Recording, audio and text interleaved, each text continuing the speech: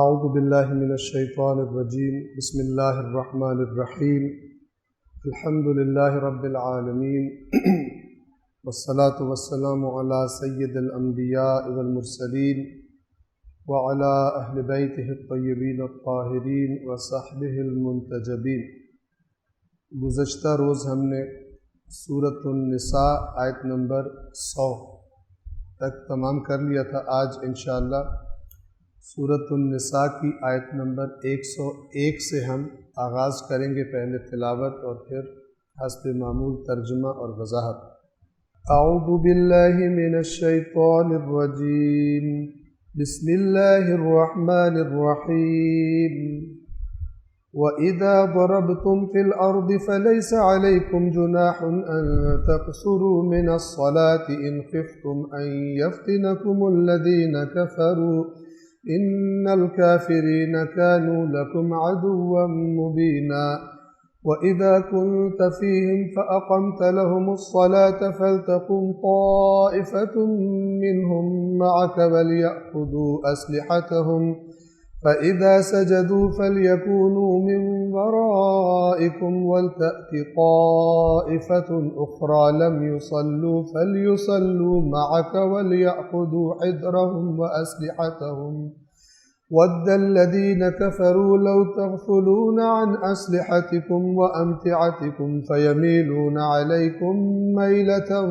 वाहिदह वला जुनाह अलैकुम इन कान बिकुम अज़म मिन मतरिन औ कुन्तुम मर्दा अन तदअू अस्लिहतकुम वख़ुज़ू हिज़्रकुम इन्नल्लाह अअद्द लिलकाफ़िरीन अज़ाबन मुहीना फ़इज़ा क़ज़य्तुमुस सलात फ़ज़्कुरुल्लाह क़ियामन वक़ुऊदन वअला जुनूबिकुम फ़इज़ा इत्मअनन्तुम फ़अक़ीमुस सलाह इन्नस सलात कानत अलल मुअ्मिनीन किताबन मौक़ूता वला तहिनू फ़ी इब्तिग़ाइल क़ौमि इन तकूनू तअलमून फ़इन्नहुम यअलमून कमा तअलमून वतरजून मिनल्लाहि मा ला यरजून वकाना अल्लाहु अलीमन हकीमा इन्ना अंज़लना इलैकल किताब बिलहक़्क़ि लितहकुम बैनन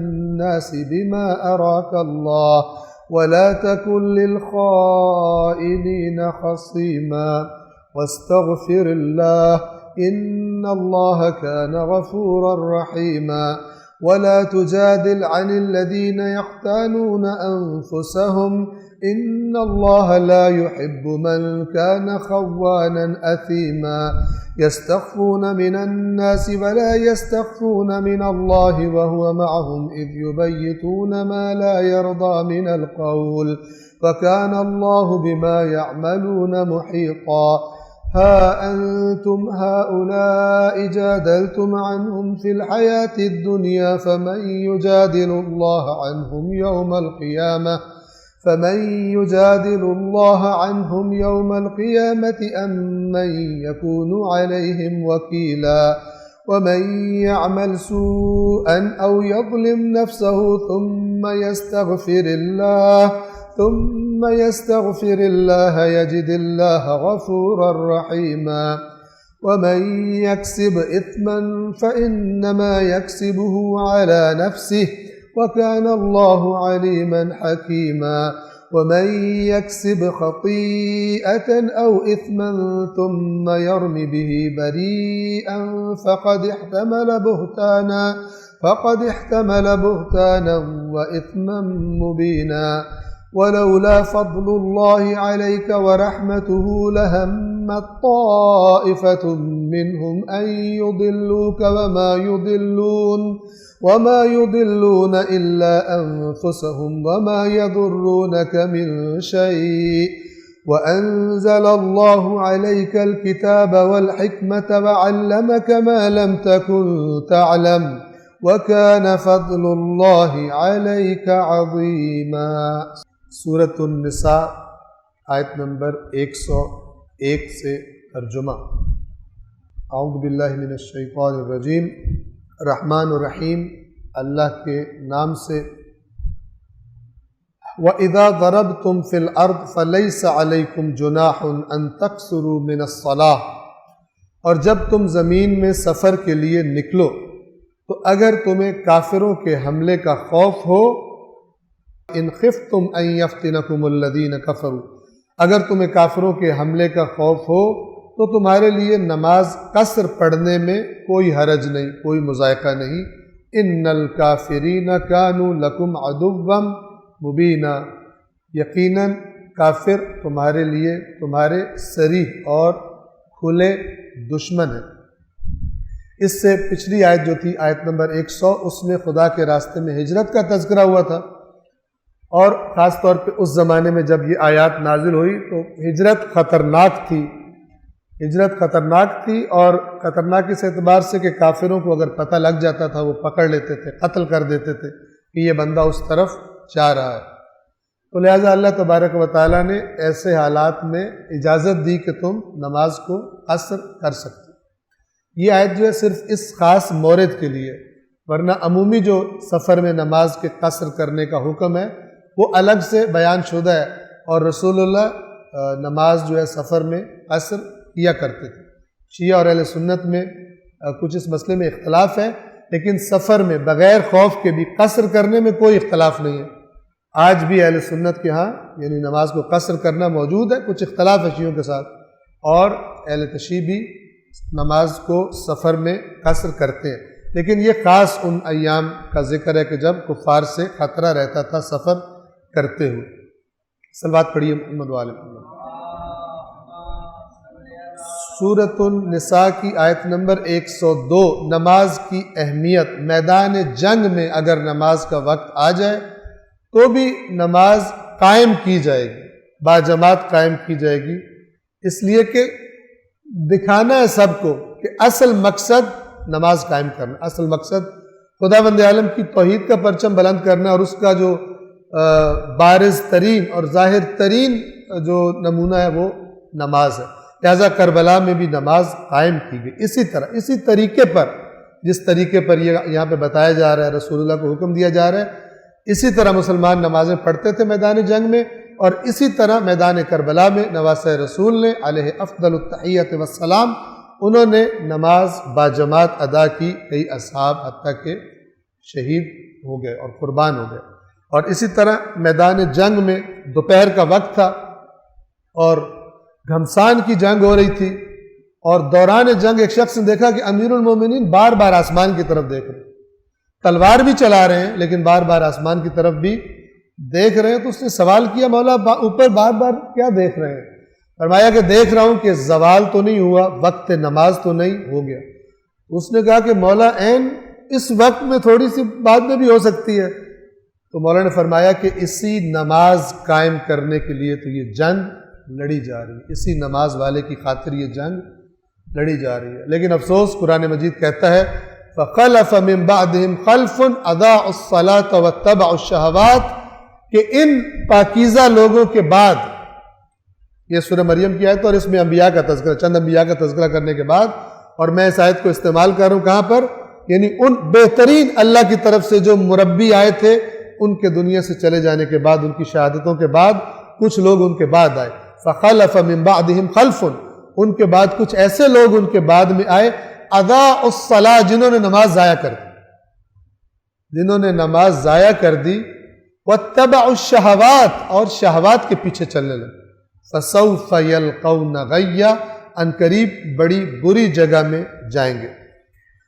تو یہ نماز کا حکم ہے جو قرآن مجید میں بیان فرمایا گیا۔ توجہ فرمائیں، وَإِذَا كُنْتَ فِيهِمْ فَأَقَمْتَ لَهُمُ الصَّلَاةَ، اور اے رسول جب آپ ان کے درمیان ہو اور ان کے لیے نماز قائم کریں، اور مراد میدان جنگ کی جیسے کہ آگے آ جائے گا، فَلْتَقُمْ طَائِفَةٌ مِّنْهُمْ مَعَكَ وَلْيَأْخُذُوا أَسْلِحَتَهُمْ، تو ان میں سے ایک جماعت آپ کے ساتھ کھڑی ہو جائے گی اور اسلحے اپنے اپنے پاس رکھیں گے، یعنی اسلحہ پاس ہے، نماز جماعت قائم ہو رہی ہے، ایک گروہ آپ کے ساتھ جماعت پڑھے گا، اور ایک گروہ جو ہے جیسا ابھی آگے واضح ہو جائے گا، ایک گروہ کھڑا رہے گا پوزیشن سنبھال کے، مورچے سنبھال کے، جیسا کہ کربلا میں بھی پڑھی گئی۔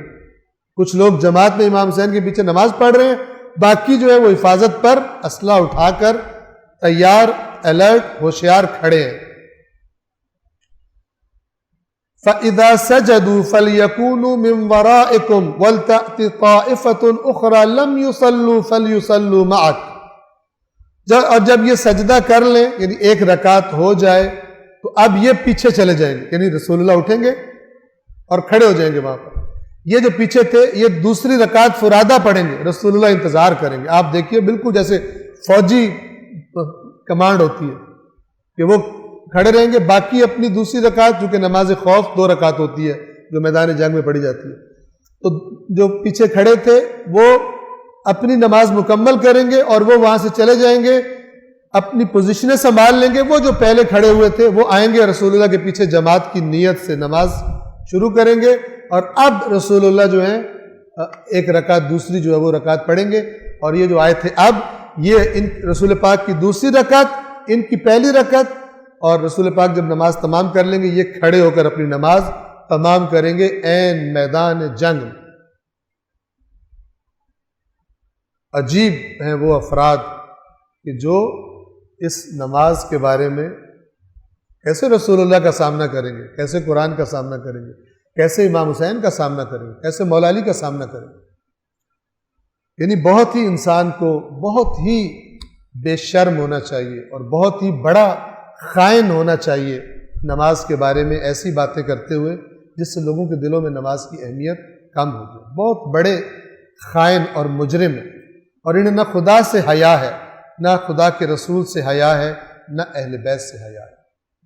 ان کو کربلا والوں سے بھی، ان شہیدوں سے بھی حیا نہیں ہے جو نماز قائم ہو رہی تھی اور وہ شہید ہو رہے تھے، ان سے بھی حیا نہیں ہے. کاش قوم ان کو پہچانے. فَلْيُصَلُّوا وَلْتَأْتِ طَائِفَةٌ أُخْرَى لَمْ يُصَلُّوا فَلْيُصَلُّوا مَعَكَ. اور وہ دوسری جماعت آ جائے گی جنہوں نے نماز نہیں پڑھی تھی تو وہ آپ کے ساتھ نماز پڑھیں گے. وَلْيَأْخُذُوا حِذْرَهُمْ وَأَسْلِحَتَهُمْ. لیکن دوران نماز بھی اپنے اسلحے پاس رکھیں گے، اور حِذْرَهُمْ یعنی مکمل احتیاط، جو چیز چاہیے کہ اگر دشمن حملہ کر دیتا ہے آ کر تو یہ نہ ہو کہ کھڑے ہوئے قتل ہو جائیں، بلکہ فوری جنگ کے لیے تیار ہوں. یہ مجاہدوں کی نماز ہے، مجاہدوں کی نماز ہے. وَدَّ الَّذِينَ كَفَرُوا.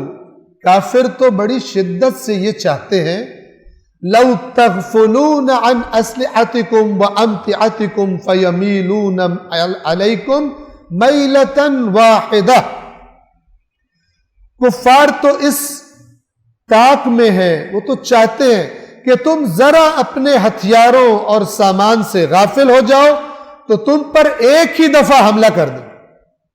ایک ہی دفعہ حملہ کر دیں یعنی کام تمام کر دیں. تمہاری غفلت کا انتظار کر رہے ہیں. تم نے غفلت بھی نہیں کرنی، لیکن عین اس موقع پر بھی نماز بھی نہیں چھوڑنی، نماز بھی تم نے قائم کرنی. وَلَا جُنَاحَ عَلَيْكُمْ إِنْ كَانَ بِكُمْ أَذًى مِّن مَطَرٍ أَوْ كُنْتُمْ مَرْضَىٰ أَن تَضَعُوا أَسْلِحَتَكُمْ.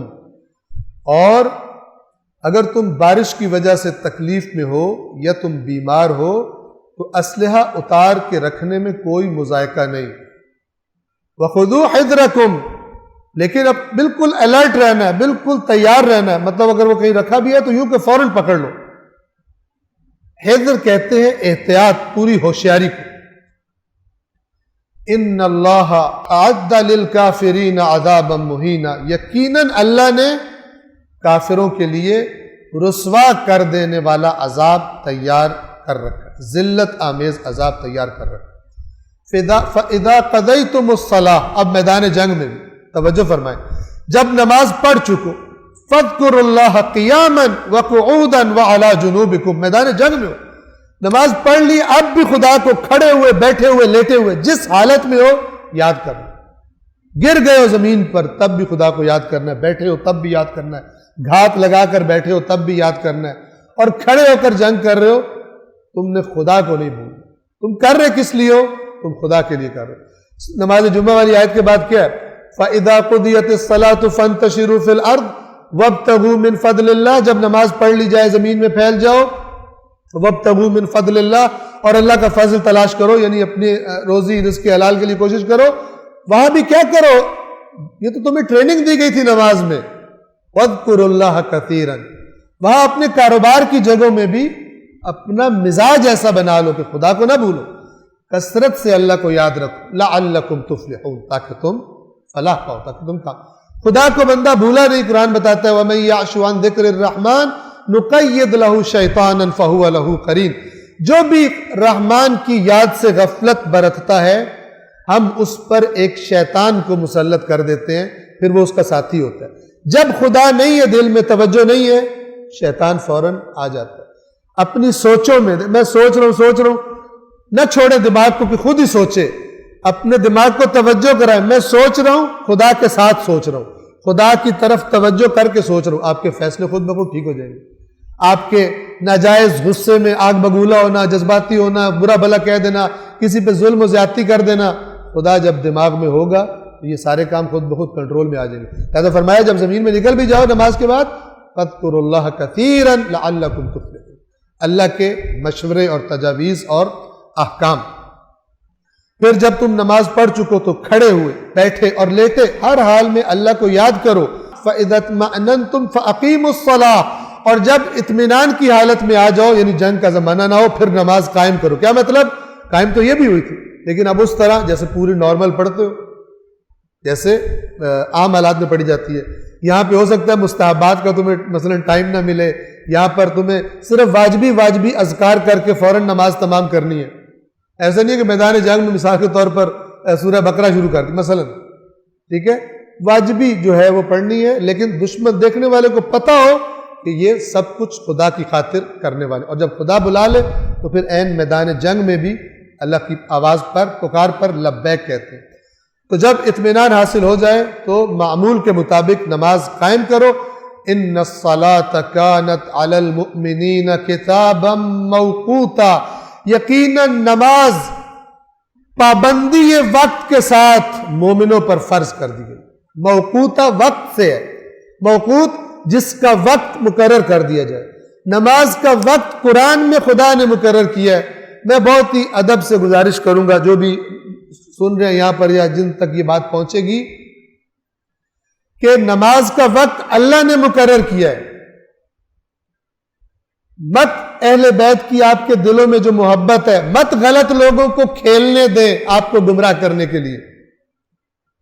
بانیان کو چاہیے اللہ کے ساتھ ضد نہ بنائیں. یہ دشمنی ہے امام حسین کے ساتھ, یہ دشمنی ہے اللہ کے رسول کے ساتھ. نماز کا وقت مقرر ہے, آپ اس طرح عزاداری کا وقت رکھیں, مجالس کا وقت رکھیں, اس میں کیا مسئلہ ہے؟ اس طرح اعلان کیا جائے کہ جناب مثلا ظہر و عصر کی نماز کے بعد متصل مجلس شروع ہو جائے گی, یا یہ کہ مجلس عزا اس ٹائم پہ شروع ہوگی, بوقت نماز مغرب ختم ہو جائے گی اور نماز جماعت باجماعت ادا کی جائے گی. کیا ضد ہے؟ قوم کو نہ نماز سے دور کریں. آپ برداشت نہیں کر سکیں گے اللہ کے دن, اللہ قیامت کے دن جو عذاب دے گا برداشت نہیں کر سکیں گے. ہر وہ شخص جو کسی کی بات سن کر نماز کو ہلکا سمجھا اس نے اور ترک کر دی, یا نہیں پڑھتا تھا اور اس کو پڑھنے کا پھر خیال بھی نہیں آیا, اس کو اس طرح بنا کے پیش کی گئی, ہر اس شخص کی ہر نماز چھوڑنے کے جرم میں یہ بات کرنے والا شریک ہے تا قیامت. اور اب تو ریکارڈنگز ہوتی ہیں, اب تو اور لوگ سنتے ہیں, صرف موجود والے لوگ نہیں سنتے. تو جتنے لوگ بھی سن کر نماز سے دور ہوں گے وہ تو اپنا بوجھ اٹھائیں گے قیامت کے دن, شفاعت سے محروم ہے. قرآن نے صراط سے کہا ہے, اہل بیت نے صراط سے فرمایا ہے, ہماری شفاعت بے نمازوں کو بلکہ نماز کو ہلکا سمجھنے والے کو نہیں نصیب ہوگی.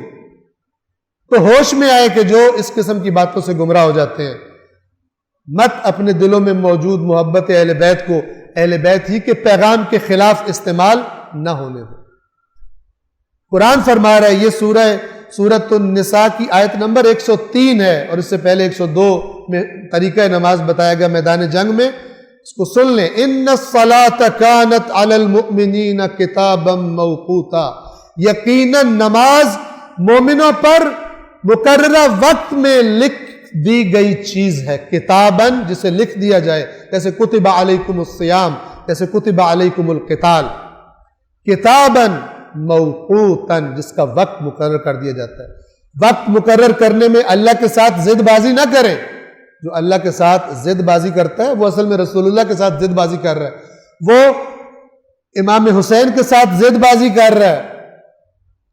اپنے لیے جہنم کو آمادہ نہ کریں اور لوگوں کو بھی گمراہ نہ کریں۔ صلوات پڑھیے محمد و آل محمد۔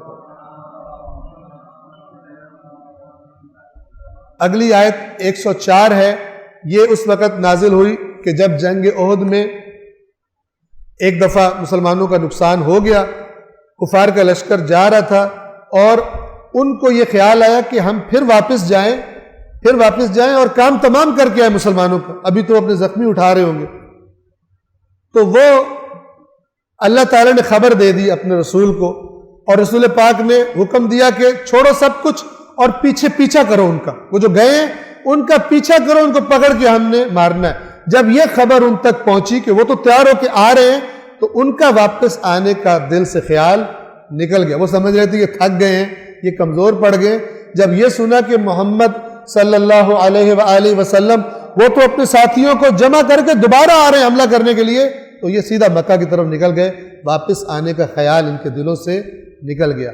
یہاں پہ کیا فرمایا جا رہا ہے؟ وَلَا تَهِنُوا فِي ابْتِغَاءِ الْقَوْمِ، اور تم کافروں کا تعاقب کرنے میں ڈھیلے پن سے کام نہ لو، نرمی سے کام نہ لو۔ إِن تَكُونُوا تَعْلَمُونَ فَإِنَّهُمْ يَعْلَمُونَ كَمَا تَعْلَمُونَ، اگر تمہیں تکلیف پہنچتی ہے تو انہیں بھی اسی طرح تکلیف پہنچتی ہے جس طرح تمہیں پہنچ رہی ہے۔ یہ نہ کہو کہ تکلیف پہنچے بیٹھ جائیں گے، نہیں، اٹھ جاؤ ان کے پیچھے اور ان کو بھگا دو۔ جیسی تمہیں تکلیف پہنچتی ہے ویسی انہیں بھی تکلیف پہنچتی ہے، لیکن تمہارا اور ان کا فرق ہے، اور وہ فرق کیا ہے؟ وَتَرْجُونَ مِنَ اللَّهِ مَا لَا يَرْجُونَ، تم تو اللہ سے وہ امید رکھتے ہو جو کافر تو نہیں رکھتے، تو تمہیں تو تھکنا ہی نہیں چاہیے، تمہیں تو تھکنا ہی نہیں چاہیے۔ مراد یہ نہیں کہ تھک تو جاتا ہے انسان، جب بدن کام کرتا ہے تھک جاتا ہے، لیکن ڈٹے رہو، اس تھکاوٹ کو اپنے اوپر غالب نہ آنے دو جب تک کہ دشمن کے بارے میں تسلی نہ کر لو کہ وہ چلا گیا، ان کا پیچھا کرو۔ وَتَرْجُونَ مِنَ اللَّهِ مَا لَا يَرْجُونَ، اور اللہ سے جیسی تم امید رکھتے ہو ویسی امید وہ نہیں رکھتے۔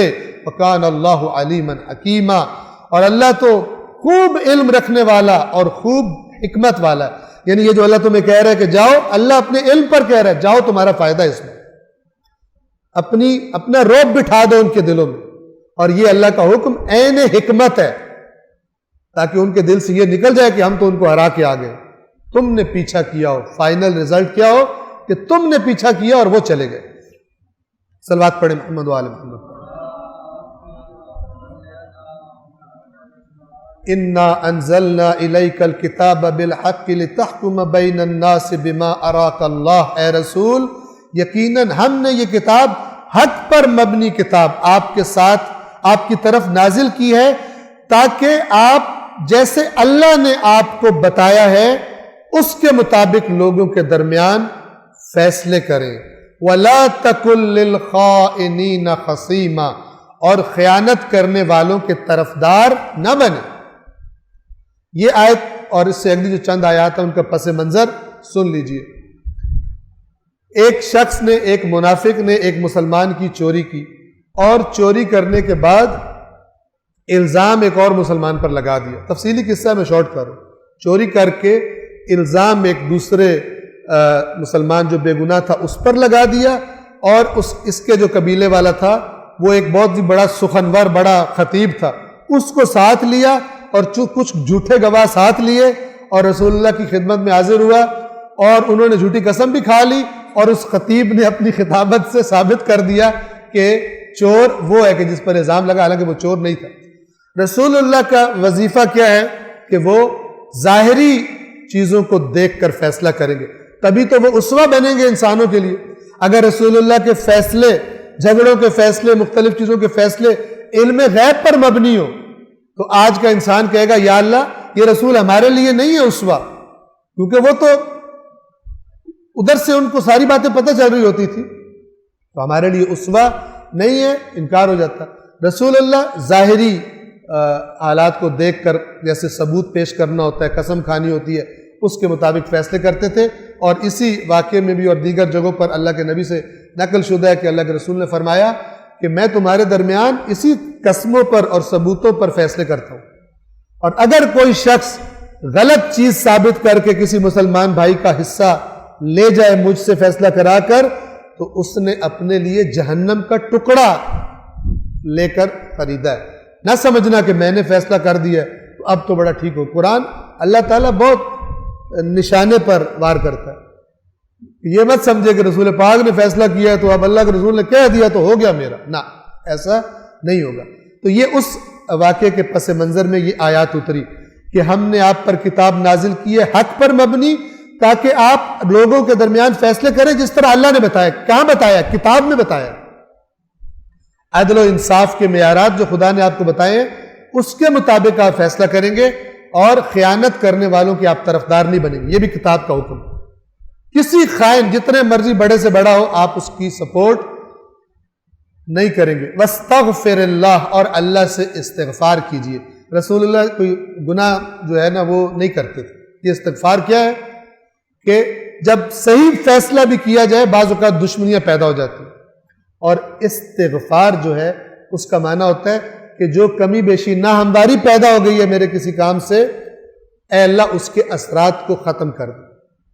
ہم جب کرتے ہیں تو گناہ نے جو اثر ڈالا مجھ پر اسے یا اللہ ختم کر دے۔ ایک ہے آخرت کے عذاب کی معافی، ایک ہے دنیا میں جو گناہ کا اثر ہے مجھ پر، میرے آس پاس، اس کو زائل کر، اس کو ختم کر دے، دوبارہ صحت مند کر دے چیزوں۔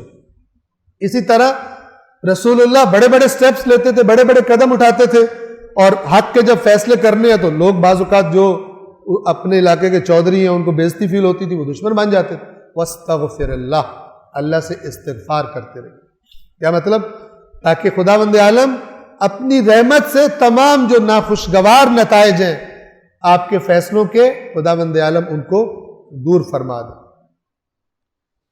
وَاسْتَغْفِرِ اللَّهِ، اور اللہ سے مغفرت طلب کریں۔ إِنَّ اللَّهَ كَانَ غَفُورًا رَحِيمًا، یقیناً اللہ بڑا درگزر کرنے والا، غفور کا ترجمہ انہوں نے درگزر کرنے والا کیا ہے۔ میں نے آپ کو اس کا جو اصل ترجمہ اور معنی ہے وہ کئی دفعہ آپ کی خدمت میں عرض کرتا ہوں، ابھی بھی کر دیا ہے۔ غفوراً رحیما، رحیم خاص رحمتوں والا۔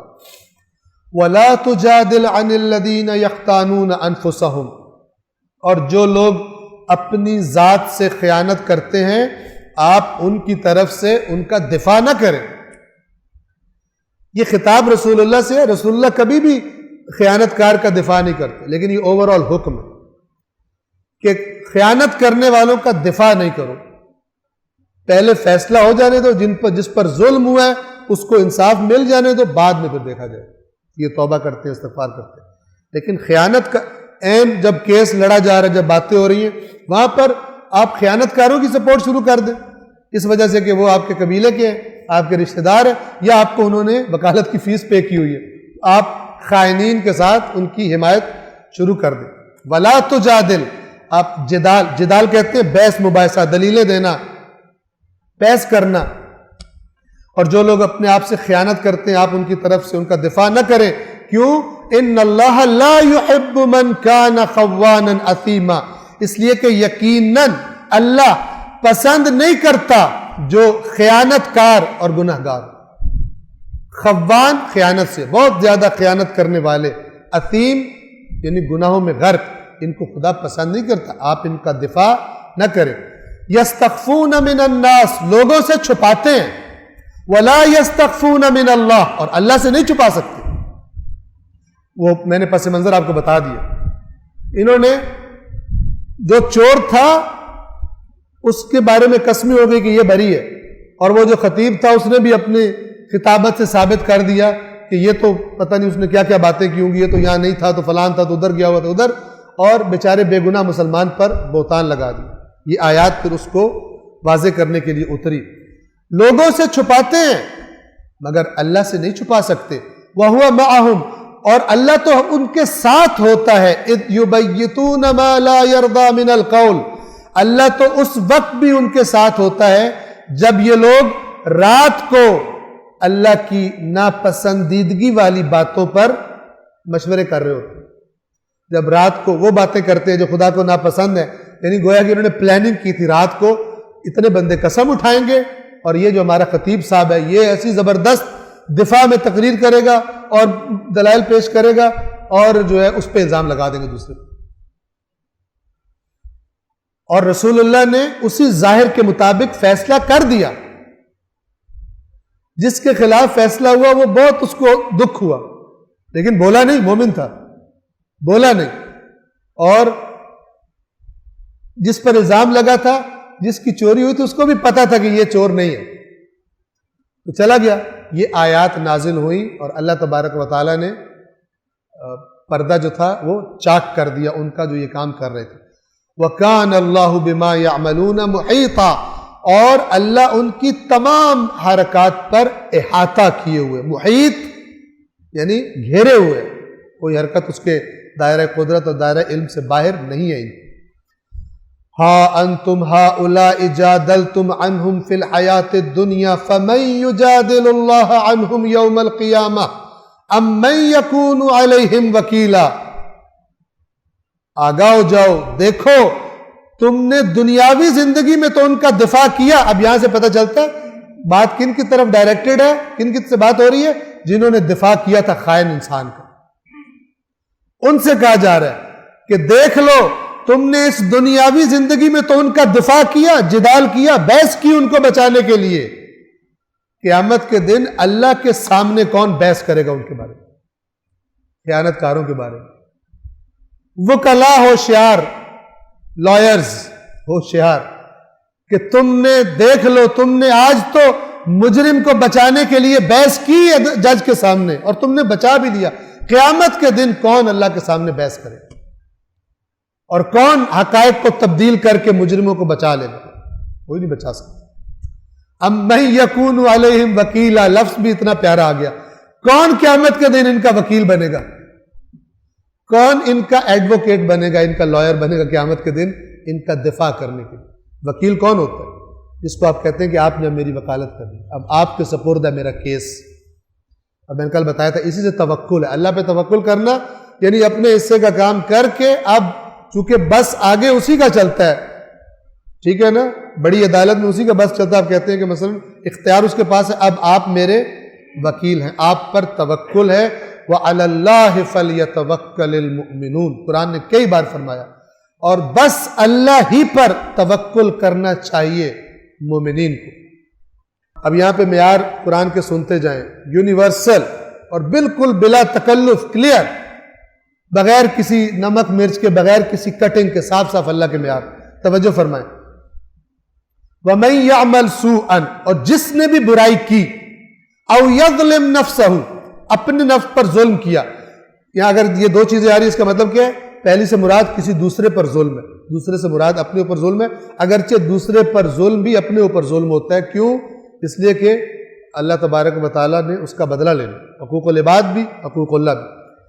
اور جو کوئی برائی کا ارتکاب کرے یا اپنے نفس پر ظلم کرے، ثم یستغفر اللہ، امید کا دروازہ کھول دو. تم سے غلطی ہو گئی ہے، جس نے بھی برائی کی، ظلم کیا اپنے نفس پر، پھر اس کے بعد اللہ سے استغفار کر لی، یجد اللہ غفور الرحیم، وہ اللہ کو غفور اور رحیم پائے گا، کثرت سے مغفرت کرنے والا، اور رحیم مستحق پر خصوصی رحمتیں کرنے والا. وَمَن يَكْسِبْ إِثْمًا، اب وہ شان نزول آپ کے ذہن میں رہے. وَمَن يَكْسِبْ إِثْمًا فَإِنَّمَا يَكْسِبُهُ عَلَى نَفْسِهِ، اور جو برائی کا ارتکاب کرتا ہے وہ اپنے لیے وبال بناتا ہے، اس کو اپنا وبال جان خریدتا ہے، کسب کرتا ہے. وَكَانَ اللَّهُ عَلِيمًا حَكِيمًا، اور اللہ تو بڑا علم رکھنے والا، بڑی حکمت رکھنے والا. اس سے کوئی نہیں چھپا سکتا، اس کے آگے کوئی نہیں دلیلیں چل سکتی، جھوٹی دلیلیں اور جھوٹے ثبوت اور چرب زبانیاں. وَمَن يَكْسِبْ خَطِيئَةً، اور جس نے خطا، گناہ کیا، کسب کیا، او اثمن، جس نے کوئی خطا یا گناہ کی، خطیئتن خطا اور اثمن گناہ جس نے کیا. اب یہاں پر خطا اور گناہ دو لفظ آئے ہیں. اثم یہاں فرق کیسے کریں گے؟ خطا سے مراد خطا ہی لیں گے اور گناہ سے مراد جان بوجھ کے کیا ہو. جس نے خطا کی یا گناہ کیا، پھر کیا کیا؟ ثم یرم بہ بریئا، اور پھر کسی ایسے پر الزام لگا دیا جو بری تھا اس گناہ سے، دوسرے کو پھنسا دیا، دوسرے پر الزام لگا دیا. یہ میں نے عرض کیا کہ ان لوگوں نے کیا کیا تھا، یہ ذرا بندہ اسٹرانگ تھا، اس نے گواہ بھی پیدا کر لی، اپنا وکیل بھی ایک بنا لیا جو بڑا تیز بولتا تھا. اور ایک بے گناہ مسلمان پر الزام لگا کے ثابت بھی کر دیا. یہ ان کے بارے میں کہا جا رہا ہے جس نے کوئی خطا کی یا گناہ کیا پھر ثم یرمی بہ بریئا، پھر اس گناہ کا الزام کسی بے گناہ کے سر تھوپ دیا، فقد احتمل بہتانا، اس نے بہت بڑا بہتان اٹھا لیا، اپنی گردن پر لے لیا، اپنے کندھوں پر بہت بڑا بہتان کا بوجھ اٹھا لیا. وَإِثْمًا مُبِينًا، اور کھلا گناہ کر دیا، اس نے روشن گناہ کر دیا. اگرچہ اپنی چلاکی سے گناہ چھپا لیا اس نے، لیکن اللہ بتا رہا ہے کہ واضح گناہ اس نے کر دیا. جب یہ آیات اتری تو سب کو پتہ چل گیا کہ کس نے کیا گیم کھیلی تھی اور کس نے کیا فراڈ کیا تھا. ان کے گناہ کا پتہ چل گیا، خدا نے بتا دیا.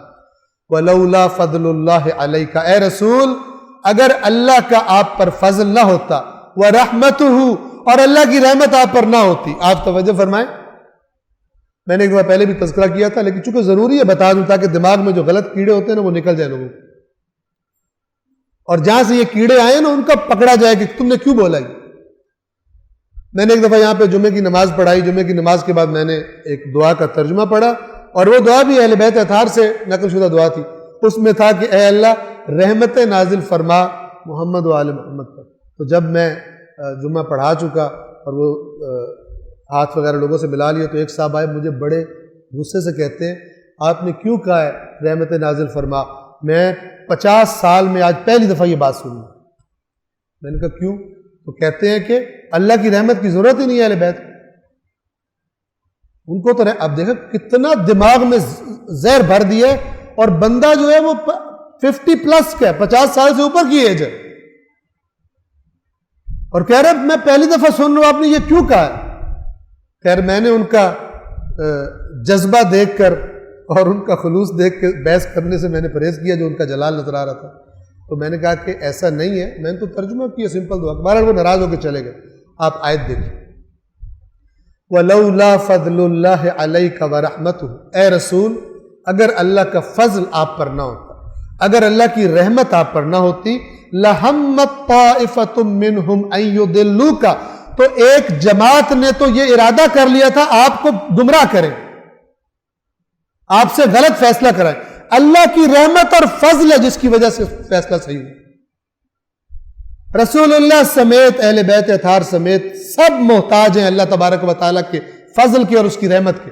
جو یہ نہ سمجھے وہ مشرک ہے، جو وہ نہ سمجھے کہ رسول اللہ محتاج نہیں ہے اللہ کی رحمت کے، اہل بیت اطہار کی کوئی شخصیت محتاج نہیں ہے اللہ کی رحمت کے، وہ دین سے خارج ہے. یہ کوئی معمولی جرم بھی نہیں، یہ کوئی معمولی جرم بھی نہیں ہے. لہٰذا اپنی اصلاح کریں. بعض اوقات صرف سنا سنایا دین ائمہ نہیں بتایا. اصول کافی کے مقدمے میں روایت ہے کہ امام فرماتے ہیں کیا کہ جس نے لوگوں سے سن کے دین لیا لوگ اسے دین سے نکال دیں گے. یہ اس کی مثال ہے. جس نے اللہ کی کتاب اور اللہ کے رسول کی سنت سے دین لیا پہاڑ ہٹ جائیں گے، وہ نہیں ہٹے گا اپنی جگہ سے. جس نے لوگوں سے سن کے دین لیا لوگ اسے دین سے خارج کر دیں گے، یہ اس کی زندہ مثال ہے. ایک بندہ بڑا اپنی طرف سے اہل بیت کو ڈیفینڈ کر رہا ہے، کفر بول. آپ توجہ فرما رہے ہیں؟ یہ شر مسلط ہوا ہے اس قوم پر کہ جنہوں نے قرآن مجید نہیں پڑھا، نہیں پڑھنے کی کوشش کرتے.